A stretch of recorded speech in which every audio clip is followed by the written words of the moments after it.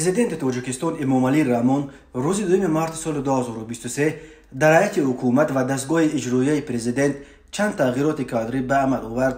аз ҷумла бо қарори ҳукумат солезода умед аз вазифаи муовини вазири саноат ва технологияҳои нав озод карда шуда, ба ҷои ӯ қурбонзодаи исоҷон муовини якуми вазир таъин гардид. ба сабаби таъин шуданаш ба ин мақом исоҷон қурбонзода бо амри президент аз вазифаи сардори раёсати рушди инфраструктураи дастгоҳи иҷроияи президент озод карда шуд ва ба ҷои ӯ ба ин мақом қурбонзода суҳайлӣ таъин гардид. рӯзи 2 март бо қарори ҳукумат сафарзода бахтиёр ва назар азиз муовини вазири саноат ва технологияҳои нави ҷумҳурии тоҷикистон таъин карда шуда, нуриддинзода аҳлиддин муовини вазири рушди иқтисод ва савдо таъин гардид. дар бораи сабабҳои ин тағйироти кадрӣ шарҳе дода нашудааст.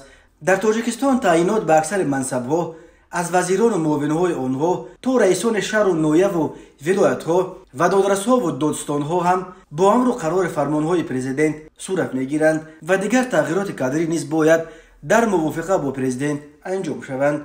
чандин борҳо аҳли ҷомеа пешниҳод карданд ки ҳадди аққал интихоби раисони ҷамоатҳо ва шаҳру ноҳияҳо тавассути интихоботи мустақим сурат бигирад, вале ин пешниҳод қабул нашуд. мунтақидон бар инанд ки аз марказ сурат гирифтани ҳамаи тағйироти кадрӣ деги коррупсияро гарм нигоҳ медорад ва сару садоҳои зиёданд ки довталабон барои ба даст овардани мансабҳои равғанинӣ чун раиси ҷамоат, раиси кумитаи замин ё барои курсии сардори бозрасии давлатии автомобилӣ дар ин ё он минтақа $10,000 пора медиҳанд.